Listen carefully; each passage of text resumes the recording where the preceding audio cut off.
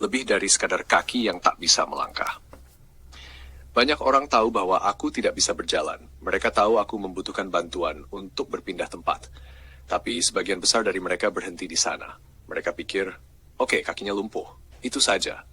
Mereka pikir sisanya baik-baik saja. Tanganku, bicaraku, jiwaku. Dan seharusnya bisa dilatih, dibentuk, diarahkan seperti manusia lainnya. Sayangnya, kenyataannya tak sesederhana itu.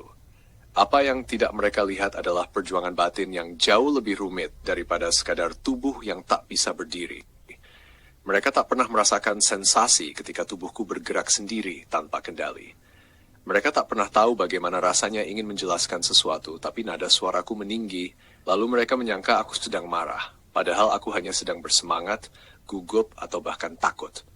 Dan itulah hal yang paling melelahkan, disalahpahami oleh dunia yang terlalu cepat menilai. Aku jadi terlihat seperti orang yang tidak tahu diri, seperti pemalas yang tidak mau berusaha, seperti anak manja yang hanya bisa minta dilayani. Padahal yang kurasakan jauh lebih kompleks dari yang bisa dijelaskan oleh kata atau dilihat dengan mata. Seandainya yang aku hadapi hanya soal kaki, mungkin aku akan lebih berani membuka diri. Aku yakin masih banyak orang baik di luar sana yang bersedia membantu, mendengar, bahkan menerima. Tapi bagaimana aku bisa membuka diri kalau tubuhku sendiri pun sering tidak bersahabat denganku? Bahkan orang yang setiap hari merawatku kadang bisa salah paham dengan reaksi tubuhku, apalagi mereka yang hanya melihatku sebentar lalu pergi. Aku ingin punya teman, relasi, bahkan pasangan. Tapi bagaimana bisa aku meminta seseorang untuk tinggal saat aku sendiri saja tidak selalu nyaman berada di tubuh ini?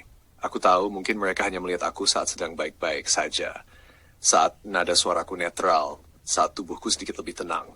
Dan dari sana, mereka membuat kesimpulan bahwa aku seharusnya bisa menjaga nada, bisa menahan reaksi, bisa mengontrol segalanya. Tapi, mereka tidak tahu, aku tidak sedang berpura-pura menjadi baik saat itu. Aku hanya sedang beruntung karena tubuhku sedang jinak. Kalau aku bisa memilih, aku juga ingin menjadi orang yang menyenangkan, yang tidak menyusahkan siapapun, yang tidak perlu menjelaskan apa-apa, tapi setiap hari aku hidup dengan tubuh yang mengkhianatiku dan rasa yang terus berbenturan dengan reaksi yang tak bisa ku kendalikan. Dan itu lebih menyakitkan daripada sekadar tidak bisa berjalan.